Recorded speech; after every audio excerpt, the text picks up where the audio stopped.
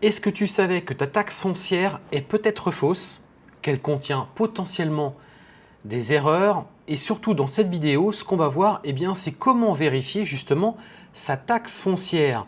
Alors ça tombe bien, je te fais cette vidéo en pleine période justement où la taxe foncière est en train d'arriver. Et là, notamment cette semaine, on a à peu près 30 millions de propriétaires qui vont recevoir leur avis de taxe foncière. Peut-être même que le tien est déjà dans ta boîte aux lettres ou peut-être même qu'il est déjà dans ton espace impôt.gouv et peut-être qu'il y est déjà présent. Et comme chaque année, tu vas regarder ce document, tu vas soupirer, tu vas pas être content parce qu'en fait, tu vas t'apercevoir que tu vas devoir payer 7% en plus en 2023, 4% en plus en 2024 et l'année dernière, c'était 3,4% en moyenne en plus sur ta taxe foncière. Et il faut savoir qu'il y a des communes qui ont pris plus 20, plus 25, plus 30% en fait cette année. Donc là, c'est juste difficile à encaisser, tu me le confirmeras.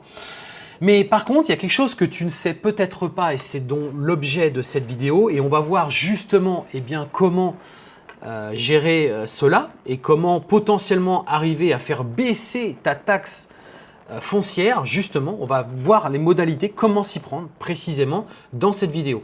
Donc la taxe foncière, en fait, ce qu'il faut savoir, c'est qu'elle n'est pas calculée sur la surface réelle de ton bien. En fait, elle repose sur une fiche d'information qui a été établie.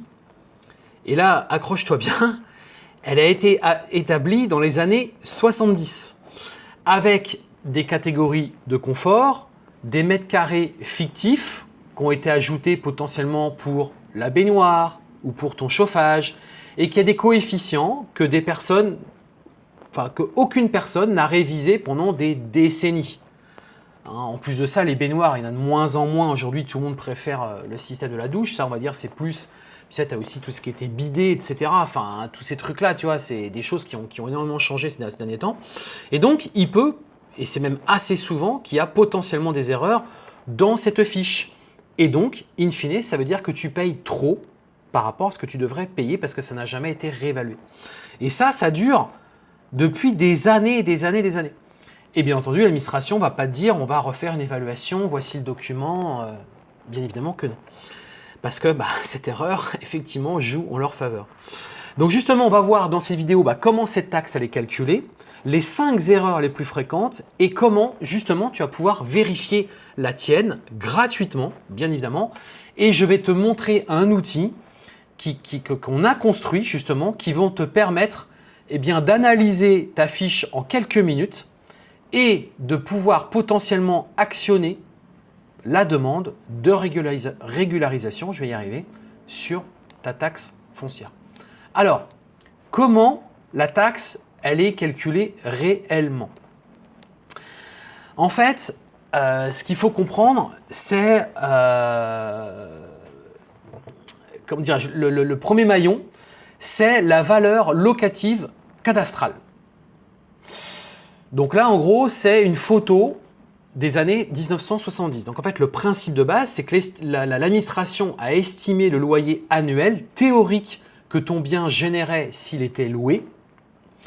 Comment? Tout simplement parce qu'ils ont comparé à ton bien à des locaux de référence de ta commune, des logements types choisis et évalués en 1970. Donc la taxe 2026 repose littéralement sur une photographie du marché locatif d'il y a plus de 50 ans. Et depuis, rien n'a été réévalué, on revalorise. Un coefficient national est appliqué chaque année à tout le monde de manière aveugle. Et c'est ce coefficient qui fait exploser ta taxe. On l'a vu, plus 7,1 en 2023, 3,9 en 2024 et 3,4 en fait l'année dernière. Donc la base, elle est archaïque, mais l'addition, par contre, elle est bien à jour. Donc, par exemple, sur ma fiche, moi, je sais que je vois local de référence. C'est donc mon bien qui est indexé sur un logement témoin de ma commune que je n'ai jamais vu, choisi avant ma naissance. C'est un logement qui est le local de référence dans ma fiche. D'ailleurs, je me rappelle très bien, à une époque, j'avais un un entrepôt que j'avais fait, que j'avais acheté, que j'avais rénové. Et je me rappelle, quand j'ai reçu la taxe foncière la première année, je suis tombé de ma chaise, quoi. J'ai dit non mais comment c'est possible qu'il y ait autant?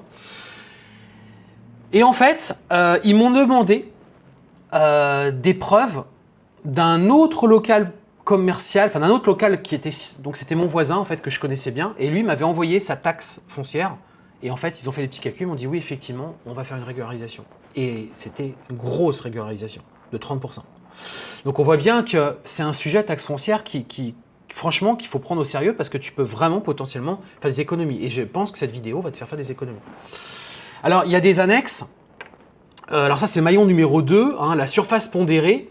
C'est tes mètres carrés qui ne valent pas tous pareil. Donc l'administration ne prend jamais en fait ta surface réelle, elle applique des coefficients d'importance qui transforment en fait tes mètres carrés réels en mètres carrés fiscaux. La logique, c'est que les premiers mètres carrés comptent bien plus que les suivants parce qu'au mètre carré, un studio se loue plus cher qu'un château.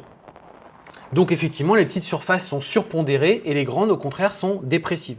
Et puis, il y a ensuite les annexes. Donc là, écoute bien, parce que ça, c'est un nid à erreur, les annexes. Ta cave, par exemple, va compter pour 20% de ta surface. Ton garage, ta buanderie, pour 60%. Exemple réel, tu as une cave de 3 mètres carrés, ça fait 3 fois 0,2, ça fait 0,6 mètres carrés fiscal, arrondi à 1. Un garage de 16 mètres carrés, c'est presque 10 mètres carrés fiscaux qui s'ajoutent à ta surface. Et petit détail, dans les grandes agglomérations, le coefficient des caves et greniers peut monter à 0,4, voire même 0,5. Parce qu'apparemment, avoir une cave à Paris, c'est un élément de confort exceptionnel. Donc chaque annexe sur ta fiche, c'est de la surface taxée. La dépendance démolie il y a 10 ans, le grenier qui est inaccessible, s'ils sont encore sur ta fiche, tu les paies. Ensuite, troisième maillon, c'est les mètres carrés fantômes. Par exemple, ta baignoire a une surface. Donc là, tu vas très certainement être surpris, mais je te l'explique. Chaque élément de confort de ton logement ajoute des mètres carrés forfaitaires à ta surface fiscale. Exemple, l'eau courante, ça ajoute des mètres carrés. L'électricité, encore des mètres carrés. Le tout à l'égout, c'est encore des mètres carrés. Le chauffage central, c'est des mètres carrés par pièce.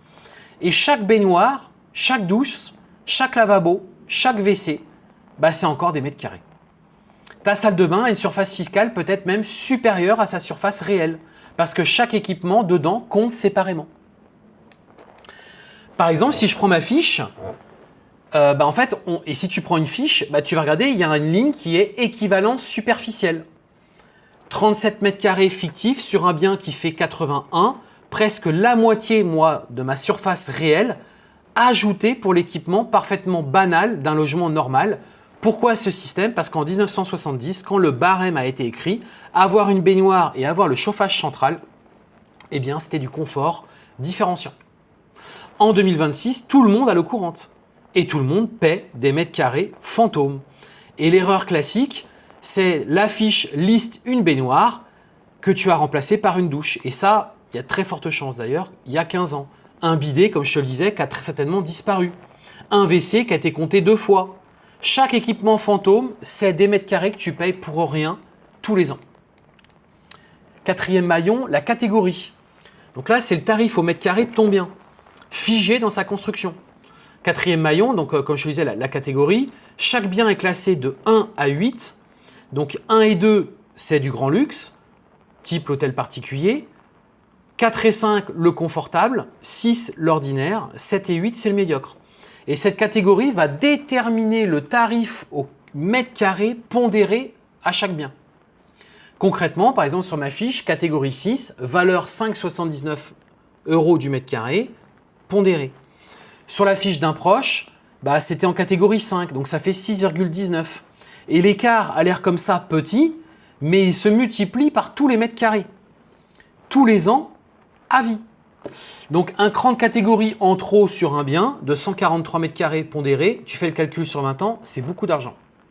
Et la dernière question qui tue, c'est cette catégorie, elle a été attribuée quand? Elle a été attribuée à la construction du bien. Ou lors de la dernière déclaration de travaux. Revue depuis, elle n'a jamais été revue. Sauf si quelqu'un potentiellement le demande. Donc un immeuble classé confortable par exemple en 1975, aujourd'hui dans son jus avec l'électricité d'origine, toujours catégorie 5, toujours 6,19 € du mètre carré. Et si tu vois une catégorie 1 ou 2 sur un appartement banal, c'est quasiment certainement une erreur et par contre celle-là va te coûter cher. Donc le correctif d'ensemble, c'est le maillon numéro 5, c'est 4 coefficients cachés dans un chiffre. Là c'est le dernier maillon et c'est celui qui est le plus opaque, c'est le correctif d'ensemble qu'on appelle. Une seule ligne, un seul nombre. Sur la fiche par exemple de mon proche, c'est 125, c'est-à-dire fois 1,25. Et dans ce chiffre unique se cachent 4 coefficients multipliés entre eux. Tu as le coefficient d'entretien, donc de 0,8 pour un bien dégradé à 1,2 pour un bien impeccable. Le coefficient de situation générale, donc ton quartier dans la commune, donc là ça varie de moins 0,10 à plus 0,10. Tu as ensuite le coefficient de situation particulière. Est-ce que ton logement, par exemple, il a une vue sur le soleil, un accès particulier, un ascenseur? Lui est à 1,25 parce que ton bien, par exemple, a une vue mer magnifique. Coefficient de situation particulière, le mien, par exemple, il a 1,20. Maintenant, la question qu'il faut te poser, c'est ces coefficients, ils ont été posés il y a un paquet d'années. Et ton bon état de 1980, est-ce qu'il tient toujours? Est-ce que ta vue dégagée, elle est autant dégagée aujourd'hui? Pas forcément. Parce qu'il y a peut-être un immeuble qui s'est mis devant chez toi. Ta rue calme, finalement, n'est peut-être plus une rue calme. Peut-être que maintenant, c'est un axe où il y a énormément de passages. Donc là, le correctif peut se contester. Mais personne ne le sait qu'il existe. Et donc, parce qu'en fait, il est caché dans un nombre. Et donc, personne ne le dit. Et l'addition finale, elle coûte très cher, bien évidemment. On arrive à la deuxième partie de cette vidéo. C'est le document que personne ne demande. C'est ce qu'on appelle la fiche d'évaluation. En fait, tout ce calcul repose sur un seul et même document, ça s'appelle la fiche d'évaluation, c'est le document 6675.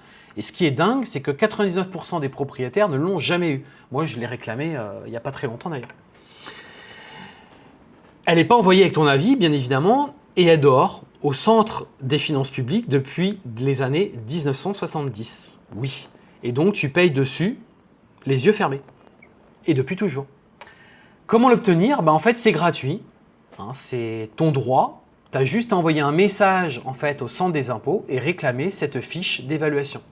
Donc, c'est ta propre fiche qui correspond à ton bien et qui dit précisément comment tout ce qui a été retenu pour faire ce calcul de ta base d'imposition.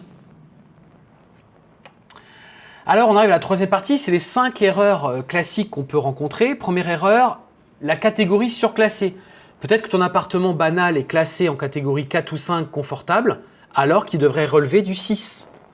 Chaque rang de catégorie, n'oublie pas, change le tarif au mètre carré. Et ça, c'est une erreur et c'est même celle qui coûte le plus cher finalement. L'erreur numéro 2, c'est les équipements fantômes. La fiche liste une baignoire, un bidet, un chauffage central qui n'existe plus ou qui n'a jamais existé. Chacun des mètres carrés fictifs que tu paies, ne devrait pas avoir lieu d'être. A l'inverse, un WC compté 2 fois, ça peut aussi arriver. Erreur numéro 3, les annexes surpondérées, donc on l'a vu tout à l'heure. Tu as ta cave inondée, inutilisable, comptée comme une cave qui est saine, un grenier non aménageable, pondéré comme exploitable, une dépendance démolie il y a 10 ans. Voilà. Erreur numéro 4, c'est le coefficient d'entretien figé. Peut-être que ton bien a 50 ans de plus que son évaluation. Donc, façade fatiguée, installation d'origine, mais en fait, le coefficient est toujours à bon état. Et ça peut se contester avec des photos à l'appui. Erreur numéro 5, la situation obsolète.